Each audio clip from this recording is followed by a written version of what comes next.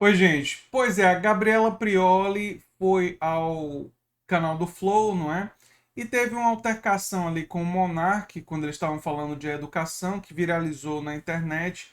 E eu queria tecer alguns comentários. Ontem, depois do primeiro encontro do curso, eu estava bem cansado, gravei o vídeo com esse conteúdo e não percebi que tinha um problema de som.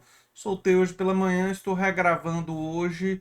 O conteúdo não vai variar muito, mas enfim, ficou incompreensível o que eu tinha gravado inicialmente. O aspecto que ficou faltando ser aprofundado foi quando o Monark ele sugeriu que para solucionar os problemas da democracia e o problema da política, que a gente caminhasse mais numa direção de uma democracia direta. E aí a Gabriela Prioli corretamente falou, mas vamos submeter a população a possibilidade de decidir sobre tudo. Só que aí a discussão parou por aí, não teve um aprofundamento, né? E acabou não se discutindo esse aspecto. E esse aspecto, eu vou começar o vídeo sobre isso, depois eu vou falar exatamente sobre o motivo deles terem discutido, que foi relacionado à educação, né? Mas esse aspecto acabou não sendo aprofundado e foi uma grande oportunidade perdida. E é por isso que eu defendo que pessoas como Guilherme Boulos, Haddad e outros da política mais à esquerda estejam presentes em canais como o Flow, que tem grande audiência, e vão para lá para serem conhecidos por essa audiência. Quer dizer, o Guilherme Boulos, com esse tipo de atuação, conseguiu furar muitas bolhas. Mas o que é que poderia ter sido feito naquele momento? Poderia se explicar, por exemplo, primeiro, utilizar um argumento de alguém que está à sua direita, concordando em parte para atrair essas pessoas. Dizer para o monarca, por exemplo, você quer caminhar na direção de uma democracia direta? Eu também, que coisa boa! Vamos na direção de uma democracia direta. Primeira coisa estratégica que poderia ter sido feita ali seria imediatamente concordar com o espírito do que disse o monarca em relação à democracia direta, porque de fato, e o pessoal que acompanha o meu canal há mais tempo sabe que eu defendo uma coisa que eu chamo de democracia ampliada, e um dos componentes dessa democracia ampliada seria a expansão da democracia e expansão da participação popular e da decisão da população. Mas isso significaria, e aí seria o momento de explicar para o monarca e explicar para todo aquele público que estava assistindo. Mas será que é razoável nós submetermos a população para decidir sobre tudo? E o que é que seria razoável submeter a população à decisão popular? O que seria razoável? Teria algum critério que a gente poderia utilizar? E aí, uma pessoa como eu, por exemplo, e poderia ser o Boulos, poderia ser o Haddad, poderia ser uma outra pessoa de esquerda, poderia explicar o seguinte critério, que eu, por exemplo, defendo que seria o seguinte: nós devemos submeter a população ou a decisão popular via plebiscito durante o período das eleições de 2 em 2 anos. A gente já vai votar para escolher político, poderíamos escolher a direção de uma política e não apenas escolher os políticos. Toda aquela decisão que estivesse relacionada a algo que todos os brasileiros participam e todos os brasileiros são impactados. Por exemplo, o quê? Por exemplo, o sistema tributário. Todos os brasileiros pagam impostos. Todos, né? Todos os brasileiros que vivem em território nacional, né? Pagam impostos. Então, se você paga impostos, você tem direito, portanto, de decidir sobre o futuro tributário do país em que você vive. Isso, para mim, é absolutamente lógico. Você paga impostos, então você está participando desse processo político que envolve a tributação do seu país, você deveria ter o direito de escolher como é que ela é.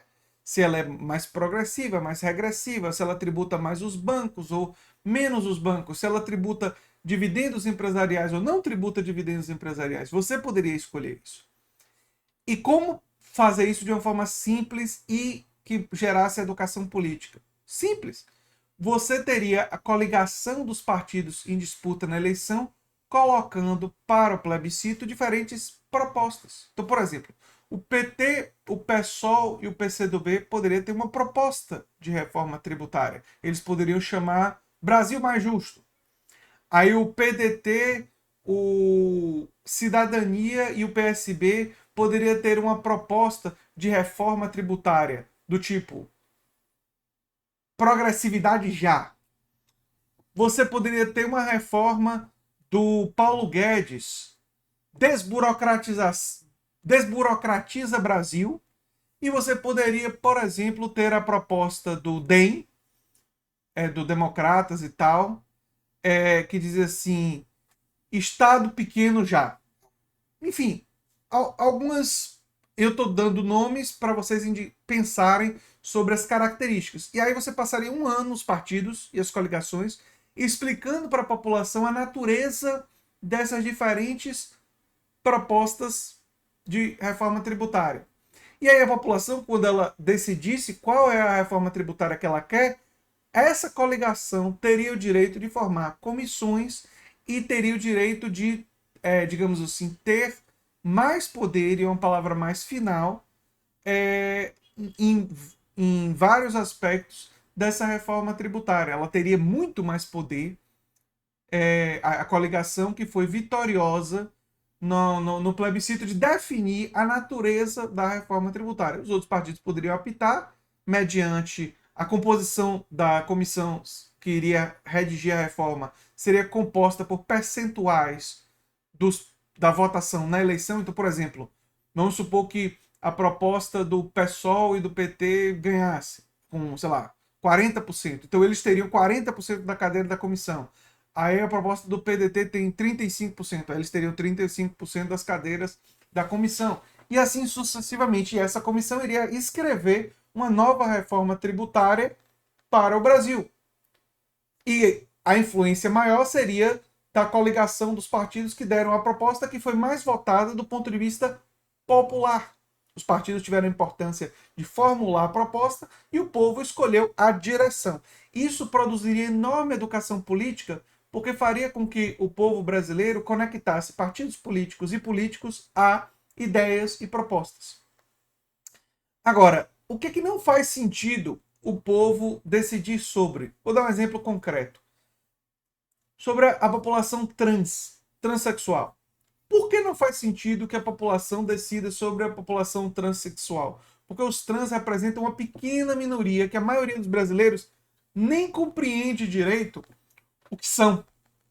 Então, é meio que óbvio que você não vai colocar para a maioria da população brasileira: olha, brasileiros, eu gostaria que vocês decidissem sobre a população trans.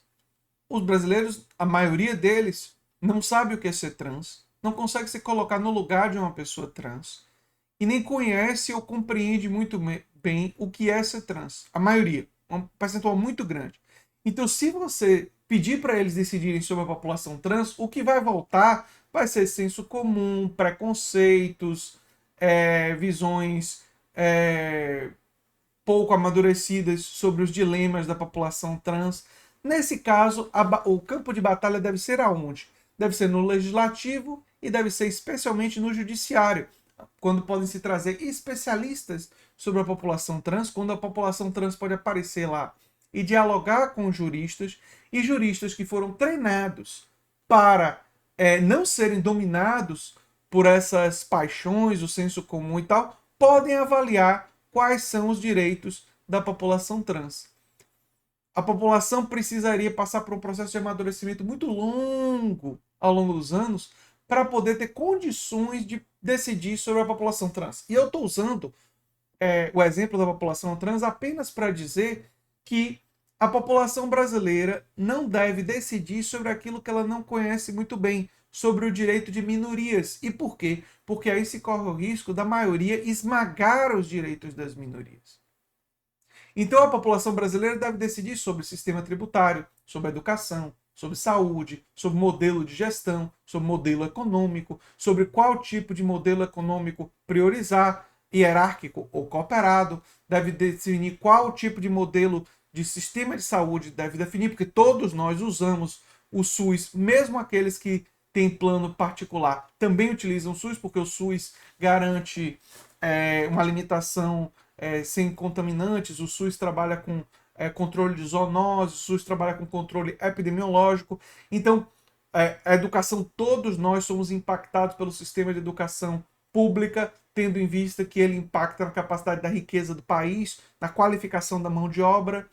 Então, tudo aquilo que impacta sobre todos os brasileiros deve ser objeto de decisão de todos os brasileiros. Tudo aquilo que se refere a uma pequena minoria, seja essa minoria quem for, seja trans, seja população prisional, seja o gay, seja o, entendeu, afrodescendentes ou minoria religiosa, aí tem que ser a disputa no judiciário, no legislativo, não pode ser alvo de uma democracia ampliada. Pronto, tem um critério bem explicado, me parece, e seria uma grande oportunidade de trazer esse debate para um espaço como o do Flow e de converter muitas pessoas que estavam assistindo ali a considerarem a ideia de apoiarem a democratização, que é uma ideia que é muito mais defendida pelos partidos do que de esquerda.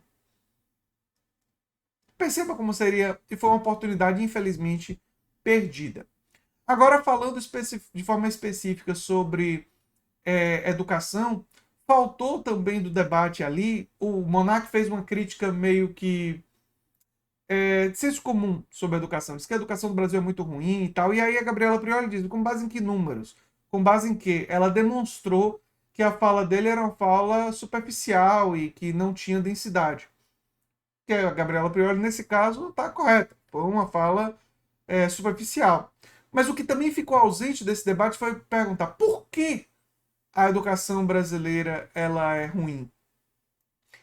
E ficou parecido, pela conversa, que seria uma obra apenas da classe política.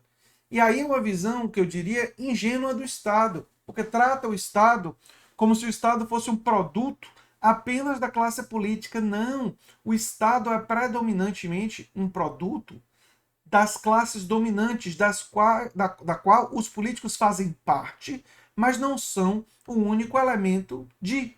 Eles não são o único elemento da classe dominante.